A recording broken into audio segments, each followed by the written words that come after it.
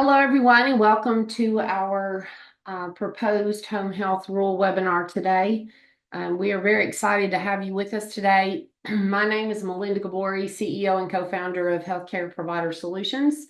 We're very happy that you joined us today. We do have a lot of information to cover, so I'm going to go ahead and get started. While I get ready, or while I start getting into this, we are going to do a polling question.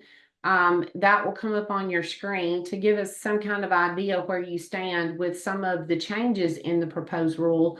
And so if you would not mind answering that question, we would be grateful. Part of the polling question that hopefully you're responding to at this point is asking whether or not you have review changes in your wage index or CBSA classifications that have become part of this proposed 2025 rule. It looks like responses have slowed down, so we'll go ahead and end that poll. As we end the poll, 63% of respondents have said that they have not yet looked at their changes in possible changes in wage index, while the other 30-some% said they have. And so you 60-some% that have not yet looked at the wage index changes in case mixed weight, and CBSA classifications, you're going to want to do that. It's a significant part of the changes that are being proposed in this rule, and I'm going to take you through that, and we'll talk about that specifically as we get into the presentation.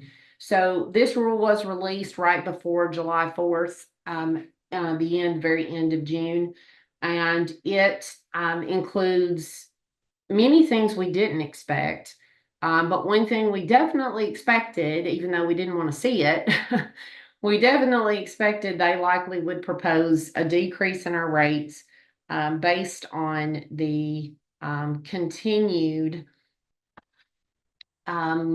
calculation of the behavioral adjustment and permanent budget neutrality adjustment. $280 million decrease in reimbursement if this change goes through. Currently set to be a 4.067% permanent percentage adjustment downward, which would be offset by a 2.5% net inflation rate update. The inflation rate update or market basket update typically gets updated again in the final rule, but typically doesn't take a huge swing. We'll have to see where that goes. But so as of right now, we're looking at basically a 1.6% decrease in the rates, and I'll show you those rate changes in a moment. They are also making a change in the outlier calculation, which we will address in a few minutes, but could be a significant decrease in reimbursement, but we'll talk about that. Recalibrates all 432 case mix weights and LUPA thresholds. Mind-blowing. We'll look at some of those statistics in a minute. And then occupational therapy add-on, and then there's some home health quality reporting program information we're going to review today. And so this is the base rate change that they're looking at making. As of again right now, the change would be going from a $2,038.13 base rate to a $2,008.12% base rate. And so I cannot emphasize enough how drastically important it is that you not just look at a $30 reduction in your 30-day payment rate and believe that that is the only decrease that you're going to see. One of the reasons why we asked the question about the wage index and the CBSA classifications, the wage index specifically gets adjusted every year, but some significant swings this year, especially with the reallocation of the CBSA codes, which we'll talk about in a moment. These are the current two pieces of legislation that we are trying to get pushed through this year, a Senate bill and a House bill. any of you that are members of the national or your individual state home care associations, which I hope you all are a part of, you should have direct links to be able to immediately respond. If you go to the NOC.org or your individual state associations, I know for sure on the National Association website, on their advocacy portion, anyone, whether you're a member or not, can go on there and voice to your representatives the fact that you would like them to sign off on these bills. You basically have to put in your zip code. It identifies who your representatives are. You click send, and there's already been a letter or a statement created for you to send that in support of this legislation. If this legislation were to pass, it would eliminate them being able to make any more permanent payment adjustments based on their current calculations. And it would also require MedPAC, who is the research entity that makes calculations every year about the gross profits that currently exist in home health, and reports that to Congress. And then Congress uses that to act on coming legislation. The problem is the MedPAC information only includes traditional Medicare information. It does not include the massive losses that many agencies are enduring with Medicare Advantage and other managed care plans, including Medicaid. And so if this legislation were to pass, as it is currently written, MedPAC would be required to report to Congress all of the losses that agencies are enduring with all payers, which could be a total game changer as far as how they look at home health financial situation. Them looking at traditional Medicare only makes absolutely no sense whatsoever from the standpoint that Medicare Advantage is funded by the Medicare program. So why would they not take into account the fact that we are losing significantly on many of the Medicare Advantage plans? So please be a part of that advocacy effort. The associations, they all expect to hear from the associations, but they need to hear from you individually, agencies with boots on the ground, as to how this will directly impact you. So this is a list of the 12 clinical groupings in the PDGM model. These are established based on the specific primary diagnosis that is found on your claims. So in a couple of conferences recently, and me teaching on this subject, I've asked, this category is established based on the primary diagnosis found where? And people in the audience would say the OASIS or the plan of care. The answer is the claim.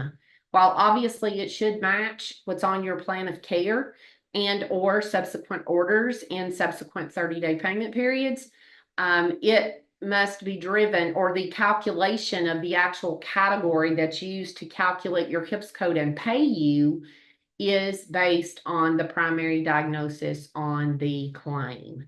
So you need to make sure that you are your system is appropriately reflecting all diagnoses on the claim. As you'll see in a moment, secondaries obviously impact the situation as well. This is a statistical table from the proposed rule that takes us out to the calendar year 2023 information, 2018 and 19 being simulated because they had to take 60-day episodic claims, divide those in two to get 30-day payment periods. And as you can see, the musculoskeletal rehab category every single year since PDGM began has been the #1 primary diagnosis category. I wanted to specifically point that out because of the fact that part of this permanent budget neutrality adjustment is their argument that we're not doing the same number of therapy visits that we did before, and in some cases have even stated that basically therapy is on the downward spiral. Well, there is no evidence whatsoever. Based on the 2018 and 2019 data, we are even higher as far as musculoskeletal rehab, which has to be associated with therapy, being higher percentile wise than it was even anticipated with the 2018 and 2019 data. So it just doesn't hold water. As I mentioned a second ago, the secondary diagnoses on your claims are of significant interest. As the secondary diagnoses, just one single secondary getting you a low comorbidity adjustment, which would add approximately 5% to your case mix weight.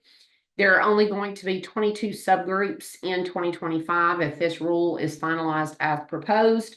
And with the high comorbidity adjustment, which is 2 or more secondary diagnoses that if paired together in certain groupings would account for an additional 9.6% increase in case mix above and beyond what you received already for the low case mix. So wanting to emphasize here the fact that, yes, there were changes. The high comorbidity groups have now dropped to only 90 subgroups, where there was over 110 this year and in years prior.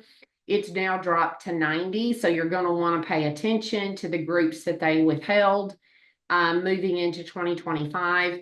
But most importantly, I wanted to emphasize that every single diagnosis that you have an order for to treat the patient that is a current active condition of the patient should be listed on the claim. Up to 25 diagnosis codes will fit on the claim.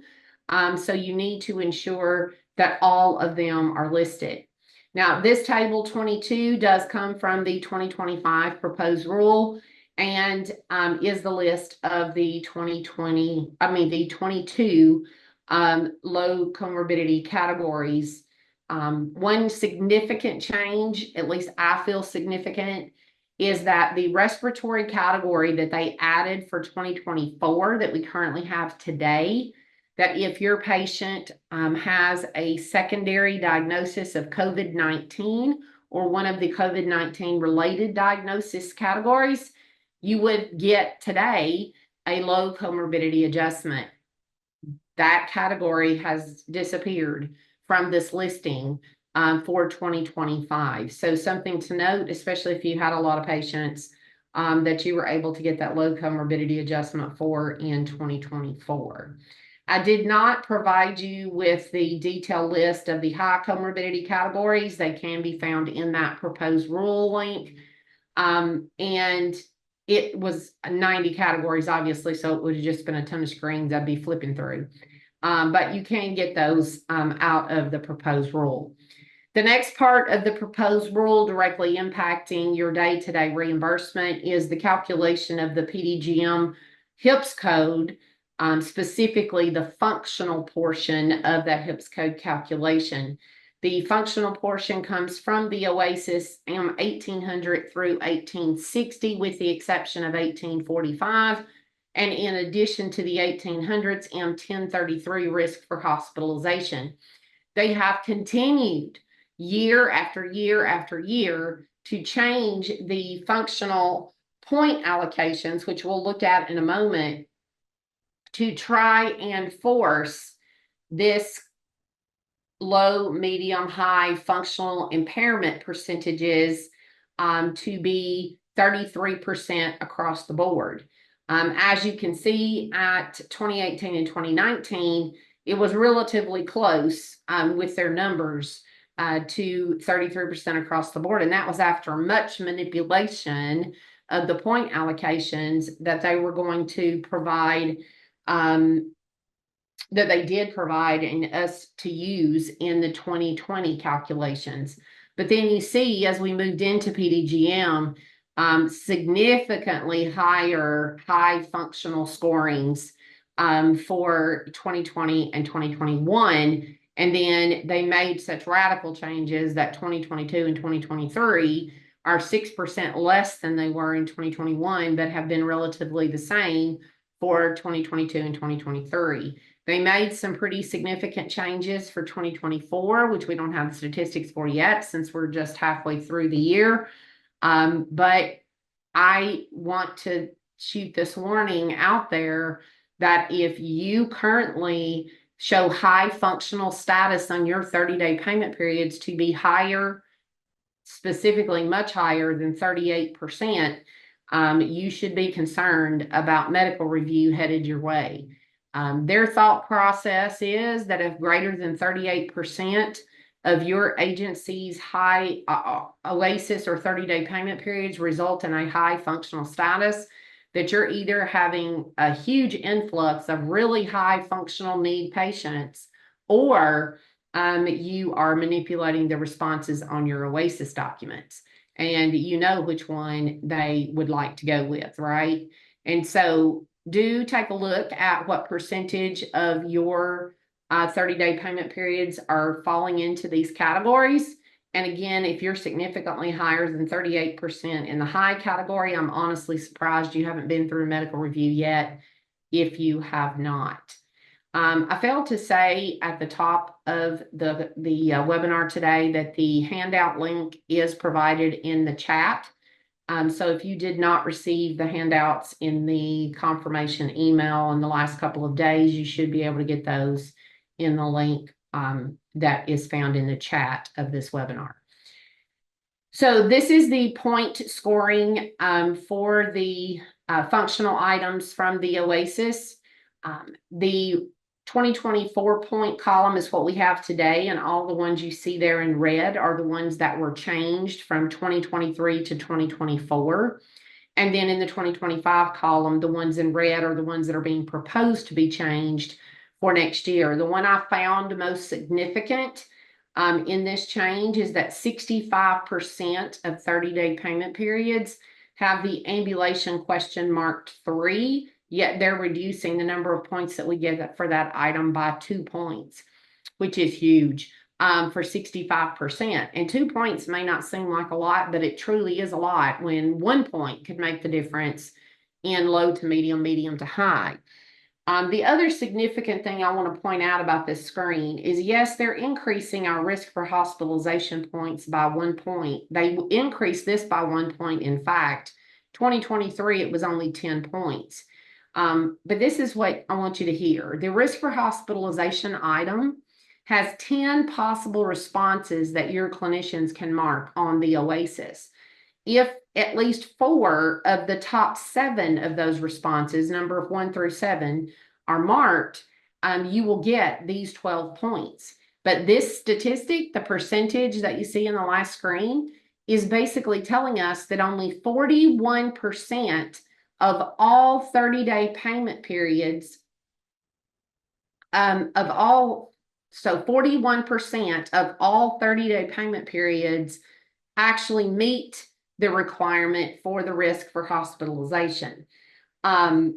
So it is extremely interesting that they would give us an extra point when only 41% are actually taking part, obviously. But this is my biggest concern. My biggest concern is that the risk for hospitalization question should be way higher than 41%. When we do audits for agencies, we consistently respond to the fact that they are missing it on the risk for hospitalization question. One of the questions or one of the response options for that question is the medication situation, meaning the patient is taking 5 or more medications, and it gets left not marked on many patients. How many patients have you admitted to your home health agency recently that didn't have at least 5 medications they were taking, which includes over-the-counter? So I challenge you to take a deep look at not only how your field staff is educated on answering the risk for hospitalization question, but how your QA team is educated on reviewing that question to ensure that you're getting all the points that you deserve. Now, you don't need to go the totally opposite direction, which is marking every one of them because you feel pretty confident that they're going to meet that they're going to be applicable to your patient. You need to have documentation to support it, but it's got to happen. So you really need to take that review and make sure you're not leaving money on the table as the risk for hospitalization question not being marked appropriately. So this is another statistic, table 10 from the proposed rule that shows the percentage of therapy cases. As I stated already, one of CMS's arguments is that we're not doing the therapy that we've done in the past. Therapy only cases predicted to be 13.5% and 14.5% based on historical data. And as you see, we have superseded that, plus made it much bigger in 2023 at 20% of home health cases being therapy only. And then we have therapy plus non-therapy cases being basically a little bit less than before, but still in the 40s. And then no therapy at all being basically exactly what they predicted it would be from the beginning. So just so extremely frustrating that we have a situation where we're basically being accused of not providing the therapy that we provided before. Now, there is some argument here in this data that basically shows that we are reducing the number of visits that we're providing with almost 10 visits per 30-day payment period across all disciplines, having now dropped to an equal 8 in 2023. There's much to be said about this. There's much argument that can be had here. But one of the big concerns is home health aides. Legislation still exists in the books that a patient could qualify for 20 to 30 hours a week of home health aid services. I think in some places it says 8 hours a week or something like, 8 visits a week or something like that. But anyway, the reality is home health aid visits are basically non-existent. So it's kind of hard to argue from a regulatory standpoint with Congress, et cetera. But the reality is our visits have likely dropped because of staffing and because of lack of payment to support additional visits, et cetera. We all get that. But then again, when their argument is we've reduced the number of visits, it's one half a dozen, 1/6 of another. But there you are. So the CBSA changes, as we said a few minutes ago, are a concern in the sense that they have done a total revamping yet again that moved 53 urban counties to now be rural counties over the course of 24 states and in Puerto Rico. 54 rural counties have now been moved to urban counties, and that accounts for 25 states as well. Some counties have been moved from one CBSA to another, in addition to changing the classifications from urban to rural, rural to urban. They've also just changed some from one CBSA to another. And most of the time when that happens, there is definitely going to be a change in the wage index. Could be positive, could be negative, but it's happening. 99%, way more actually, 100%, at least in our experience, that we have had an urban move to rural, there has definitely been a drop in the case mix weight. And so having said that, with that drop in case mix weight, it has been topped out, a cap put on it in the 2023 legislation that now requires a 5% cap be placed on any change in wage index that would be a decrease. And so what I'm trying to get to here is we have seen as much as a 12% decrease. We've actually seen a 20% decrease in one case where the urban county went to rural with that 15 to 20% decrease in wage index, which is not always that amount, but it can be. That has now been capped at 5% in any given year. So if you moved to rural this coming year in 2025, and the difference was 12%, you would only see a 5% decrease in your wage index this year, and then next year an additional 5%, and then the next year an additional 5%, if that's what it came down to. So there seems to be in the questions quite a bit of confusion over what CBSA actually means. So CBSA stands for Core-Based Statistical Area. Core-based statistical area is just based on the area in which you are serving. It is specific to counties, or in the case of Louisiana, parishes. So the county that you treat patients in, you could have a different CBSA classification for one county versus another if you serve multiple counties. Nashville, Tennessee, for example, is in Davidson County, and there are 5 counties that basically touch that county, and all of them have the exact same CBSA classification. That is not the case in many places. Massachusetts, for example, last I specifically checked, every single county in the state of Massachusetts had its own CBSA classification.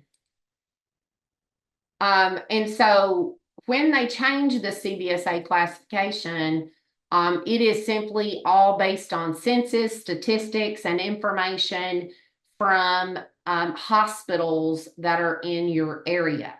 Dependent on the actual CBSA classification, your wage index is set, and the wage index is set again based on cost reports from hospitals in your areas. So the 5% cap is a great thing because of the fact that you're not going to ever drop 10 or 12% wage index in one year. The maximum you can drop is 5%, but you will drop 5% maximum each year from what it was the prior year until you catch up with where that deficit should actually be.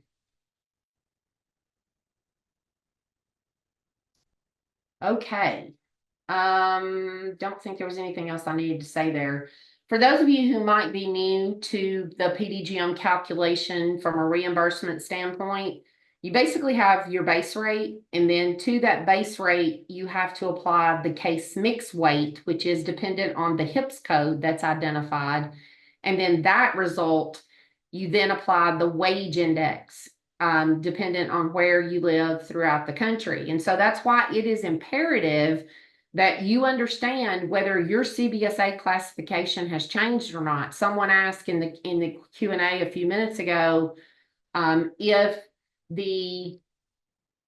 or where to find your CBSA classification. If you go to the CMS website, there is a detailed list of every county and its FIPS code and CBSA code. The FIPS code is a locator code that has to be used on the claims that are associated with the CBSA classification. And it is basically by county. So you should be able to find yours. If you have any issues in locating those or finding yours specifically, make sure you let us know. You can also find that listing in a free download section of our website. If you download the HIPS code PDGM calculator, that's the very first free download on our website. In that file, there is a tab for the CBSA classifications, and you can also search those. Now, those are going to be 2024 on our free downloads. We don't update the free download page until the rule is final, because sometimes there are swings even in the proposed changes of the wage index at that point. Hopefully that made sense. Okay. So the case mix weights, each and every HIPS code that's calculated, there is a possible 432 HIPS codes that can be created to be reflected on your claims and then obviously recalculated by the claims processing system to calculate how much you are going to get paid. That being the case, again, there is every individual of the 432 HIPS codes has its own case mix weight. As I said a minute ago, the case mix weight is applied to the base rate prior to the calculation of your payment. And so these 432 get revamped pretty much every year. It's been totally frustrating, to be honest, because it has been revamped. Even the 2022 amounts were revamped based on 2020. I don't know who in healthcare would ever begin to believe that they were going to base anything from a healthcare standpoint on 2020, but they did indeed. And so this 2025 update to the case mix weights does include data from 2023. So extremely important that you understand, not that you're going to detail review or understand all 432 case mix changes, but definitely you will be able to you should be able to look at what your average case mix weights were for the past few years specific to the HIPS code, and then look at those HIPS codes and what the case mix weights are going to look like for 2025. The LUPA thresholds, as you see, all 432 LUPA thresholds have been revamped for 2025 in the proposed rule, which includes that each and every one got changed this year, which it had not in prior years. The LUPA thresholds range from 2 to 6 visits, depending on the HIPS code. And if you hit that specific number of visits in a 30-day period, then you would get a full 30-day payment. Those were the LUPA rates. Sorry. No, this is the percentage of LUPA percentages. Another thing that they argue in their calculation of decreasing our payments is that we do visits intentionally to avoid the LUPA threshold. They say that, yet the LUPA threshold has been between 6 and 9% for the last 20 years, regardless of our payment system. And as you see in 2023, it was at 6.8%. This is the LUPA add-on percentages. The LUPA add-on percentages includes that if your start of care first 30-day claim is a LUPA, and the LUPA, that first 30-day claim is the only 30-day claim that you bill for the patient, then you will get the LUPA add-on for the start of care visit. So in the case that a skilled nurse, on the bottom right in the wording, if a skilled nurse did the first visit of the start of care visit, and it was the only 30-day payment period you had, and that 30-day payment period was a LUPA, they would take the base rate of $172.42, multiply that by the LUPA add-on percentage of 1.7227, and your payment for that start of care visit would be $297.03. That's before it is wage adjusted. The add-on only applies to the start of care visit, not the other visits. And again, only the first 30-day period. There should only be a single 30-day period if it applies. The 2025 update to this, they did update some of these numbers in skilled nursing, PT, and speech, but they specifically added the occupational therapy one at its own rate. Occupational therapists have been allowed to do a start of care assessment in a therapy-only case since 2022, but we did not have an occupational LUPA add-on prior to that, so we've been using the physical therapy one until 2025. Occupational therapists now have their own LUPA add-on percentage. Beginning in January of 2025, it will become voluntary for agencies to complete OASIS on all patients that you treat, regardless of payer, and submit that to the database. Beginning July 1st of 2025, that will be mandatory. Now, please hear me. This is for any patient that is seen under your Medicare provider number and it is for any patient that meets the OASIS requirement. So in other words, in order for you to be required to do an OASIS, the patient does not, if the patient is a pediatric patient, I kind of lost my train of thought there for a second, sorry. If the patient is a pediatric patient less than 18 years old, you don't do an OASIS. If the patient is a maternity patient, you do not do an OASIS. If the patient is receiving companion services only, you don't do an OASIS. That has not changed. But any payer that you see a patient that is receiving skilled services, you will have to do an OASIS. You will have to transmit to the database, and eventually those will be used in the calculation of outcomes. This is mandatory beginning July 1st of 2025, effective with all start of care assessments beginning January 1st, 2025 and later. And it will be based on the MU90 date of the assessment. Someone has asked if this includes workers' comp patients and Part B therapy patients. Part B therapy patients are not paid. Well, let me think about that. So the Part B patients are skilled therapy services. And so at this point, I'm going to say yes, but don't hold me to that. Workers' comp patients, an absolute yes, as long as they're receiving skilled services, skilled nursing, therapy, etc. Any payer, as long as the patient is receiving skilled services.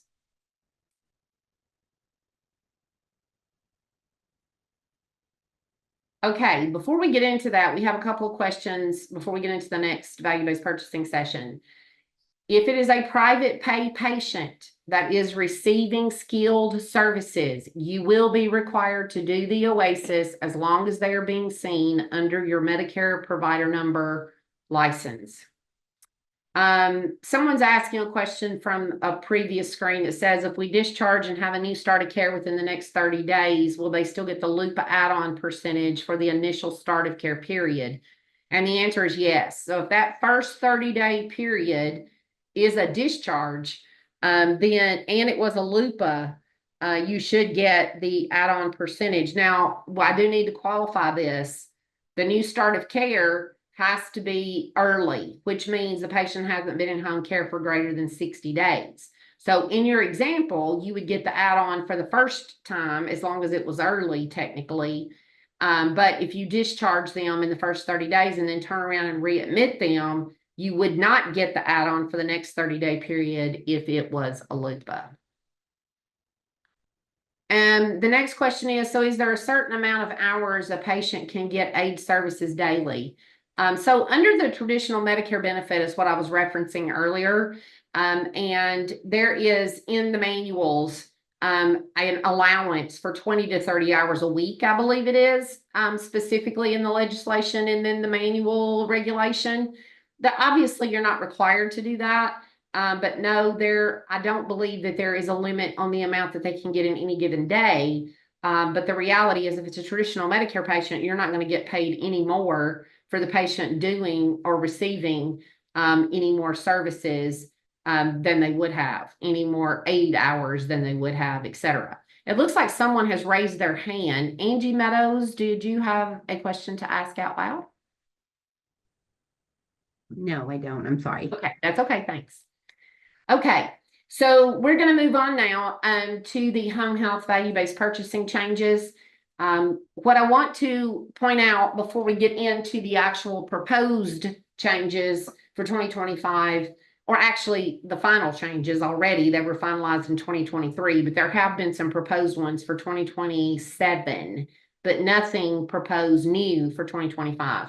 So this is the scale of reports schedule for value-based purchasing. The July 2024 reports came out this week, like Monday or Tuesday of this week. I have been at the Financial Managers Conference in Las Vegas with the National Association for Home Care and Hospice, and someone announced from the podium yesterday that these July IPR reports have been released. So you'll want to make sure that you look at those. That is going to be the first time that you've had a full 12 months of data from both OASIS and your claims and survey data. So you're going to want to look at where you stand at that point, understanding that the first annual reports that begin to show us what it's going to look like for payment purposes will be in August. This is the schedule for asking for a recalculation or reconsideration of those calculations if you believe your numbers to be incorrect. Do understand that you will have to have some evidence as to why you think your numbers are incorrect. If you do, you can't just simply ask for a reconsideration. And also know that if you do not ask for a recalculation of the initial August reports, you can't do any of these other steps. So make sure that you're looking out for those August reports if you intend to request a recalculation, because you will only have 15 days to do so from the time it hits the system. Based on the time that we have remaining today, we're not going to be able to go through the details of this linear exchange function calculation. But we can get more information to you about that if needed. If you are an HPS Alliance member, there are recorded webinars that go through the details of this that you have access to. The reality is, just for a quick overview, if you're TP, this is examples only. This is not saying it's what's going to happen with you. This is just the examples that CMS gave us. And as you see on the 8 home health agencies on here, if you are in the large cohort, there's going to be 7,500 agencies on this list. But basically, an agency that scored a 22 total performance score would have a reduction of 2.876% in 2025. An 85 total performance score would be a positive 3.2%. Now, that is not going to be the swing in the 2023 calculations. Many of you know that the most recent reports in April showed that the 50th percentile was around 2930 for a total performance score, which means that's at basically the 50th percentile. If you are in the 51st percentile or greater, you should receive a positive result in the calculation of your payment impact, be it positive or negative, for 2025. So the 51st percentile scores, and on your IPR reports for July, you should be able to look at the recap page and see at the bottom of that screen where your total performance score falls within the nation. So these 2025 changes for value-based purchasing were finalized in the November 1st, 2023 final rule, technically for 2024, but finalizing these for 2025. And as I just said, there were no proposed changes in the current proposed rule for 2025. So what was finalized in 2023 is what's going to happen. And that includes this.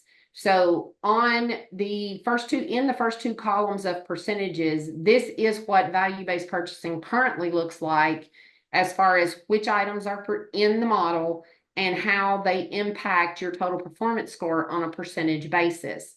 The second two columns of percentages that says beginning 2025 are the items that will continue to be included in value-based purchasing and the percentage impact that they will have on the total performance score. Noting that the HHCAPS measures are identical to what they currently are today. There are absolutely no changes in the HHCAPS items that are involved in the calculation and the percentage of impact that they will have on the final score.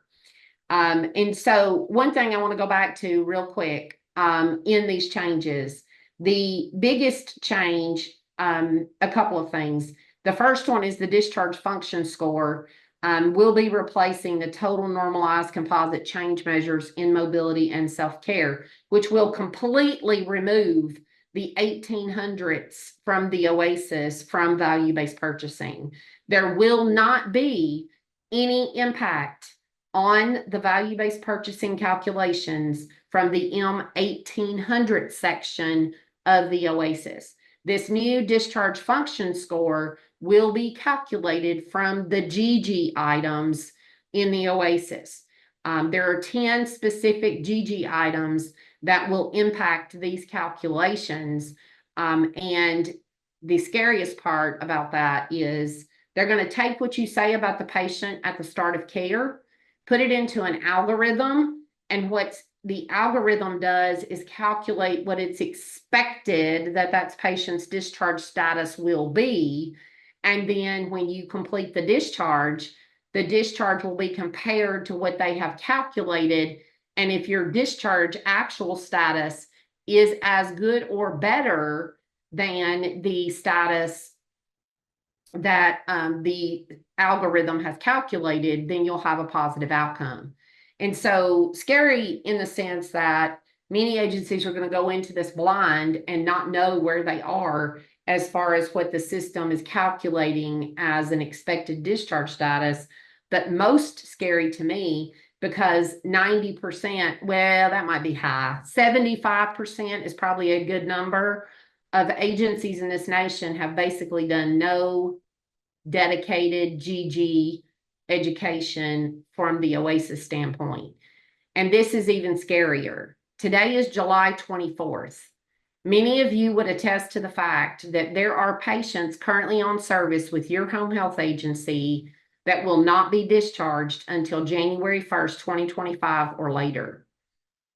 The GG responses that have already been provided on those patients, starts of care or resumptions of care, will impact your outcome calculations in January if the patient or when the patient is discharged January 1st or later. So what I'm trying to get you to hear is, if you have not already started detailed GG education, you are behind the 8 ball big time. Someone's asking if I have a list of those 10 GG items. I do, but I don't have them right here in front of me today. So if you will email me, there will be a QR code and an email address at the end of the presentation. If you'll send us an email, we'll get you that list. So these are some requests for information that were included in the proposed rule this year. This is information that they're looking to possibly include in the home health value-based purchasing in the future. These are items that they're looking for more information on. And in the proposed rule, they provided a detailed list of questions that they're trying to get you to respond to, so they can determine whether they really need to dig deeper into including some of this information more deeply into the outcome calculations of value-based purchasing. The home health quality reporting program and COPs also have some proposed changes that will be for the future. These were not specific to 2025, but they're collecting information now and will implement those in 2027 or later. The living environment, 2 items related to food insecurity, utilities, and revising the transportation data item. They need you to respond to these. It is critical that when they ask for information from agencies, again, boots on the ground, we need to give them the information they're asking for so they can utilize it in determining what this stuff is going to look like in our future. And if we don't participate in that, it is going to be a very rough road to hoe for us to have to be able to argue the decisions that they've made when they ask us for information and we didn't respond. They are also seeking input on 4 measure concepts. These are measures that they're looking to include in the home health quality reporting program in the future. The composite of vaccinations, depression, pain management, and substance use disorders. Again, detailed questions within the proposed rule that they're asking you to respond to in the response during the response period. And the end of the comment period is sometime in mid to late August. So you really need to have someone on your team look through those requests for information and determine what you should or could respond to. They are proposing a new condition of participation. It would be 484-105 to require the home health agency to develop, implement, and maintain an acceptance to service policy that is applied consistently to each prospective patient referred to home health care. And then you see some of the things that they're talking about including. This gets into the weeds pretty deeply. And as you look through this, please have someone in your organization that really pays attention to survey protocols and understands fully the conditions of participation and compliance. Dig into these items that they've included in this condition of participation to again comment on during the comment period. There is an RFI, another request for information for plan of care development and scope of services, and then an RFI for therapists being able to conduct the start of care assessment in all cases. This is one that you want to work on, whether you ignore all the rest or not. It has been a long time plea of home health agencies that they be able to send a physical therapist, et cetera, into the home when therapy is ordered, even if nursing is ordered. And what CMS is asking for here is for you to answer questions about therapists being able to do the start of care assessment, even in cases where nursing is ordered. Again, if this doesn't happen, it's going to happen because we didn't respond, because I don't know a single agency that would not be okay or would not want to be able to send some of your very qualified therapists into the home to do the start of care assessment, even when nursing is ordered. We do have a couple of minutes for additional questions. I don't see any additional questions in the queue at this point, but we will go ahead and allow you to type those in. If you want to raise your hand, I will try my hardest to get to you and unmute you so that you could ask a question out loud. I want to emphasize how strongly CMS pays attention to comments that are realistic. You have to put forth the effort to actually put the comments in. You can actually go to the website with the Federal Register, click on the place to do the comments and actually type your comments in right there live, so that you would be able to comment online without having to put together some big document and send it separately. You can key your comments in right there online. So you'll want to be able, you want to have someone within your organization that does that. We do have some questions coming in. Yes, our website will be, this webinar has been recorded and will be available on our website. If you email me, I can send you the link to where you can actually comment on the proposed rule. The next question, when PT and nursing is ordered, but PT arrives at the patient home first, is it okay to complete the OASIS paperwork? And the answer is no. If the PT arrives first, the PT can begin getting consents signed, etc., but the nurse has to do the comprehensive assessment at this point, which includes the OASIS, no question about it. Now, obviously, the PT may be obviously assessing the patient and helping to coordinate responses on functional items, et cetera, with the nurse, but the nurse is fully 100% responsible for the comprehensive assessment and must start the comprehensive assessment on the same day that the start of care visit is done. So if the PT gets there and does the billable visit with consent forms signed, et cetera, but the nurse doesn't come that day to do the comprehensive assessment or start the comprehensive assessment, that visit would not count and you would have to start over. We see patients for private pay med management. Did I hear you say we will need to start to do the OASIS and submit these for patients? The answer is no, because med management is not a skilled service under the Medicare benefit. So it would have to be a skilled service in order for you to be required to do the OASIS. Is there a link to the RFI on therapy admitting for home health when nurses or on the CMS website? It is found within the proposed rule in the Federal Register. When we send the link to the recording for the webinar today, we will send the link to the proposed rule and the link to the place that you can go to make comments on the proposed rule. Foley catheter care is a skilled service, absolutely, and would require OASIS. For the anticipated discharge GG scores calculated by CMS, will we be able to see what those calculated scores are for each patient before we discharge? The answer is no, unless you have a software system, software vendor, etc., that has developed that discharge algorithm within your EMR system. That's the only way you're going to know. Any of you that use strategic healthcare programs, SHP, for your OASIS scrubbing, etc., they have now included that discharge function score calculation when you do a start of care assessment. So if you already have SHP, they already have it available, and you should not have to be paying for it in addition to what you are already paying for. Someone's asking about something specific, being skilled, and I don't know what they're asking about, so I can't answer that. You can email me directly with that question. I haven't, someone's asking my thoughts on the new proposed COP.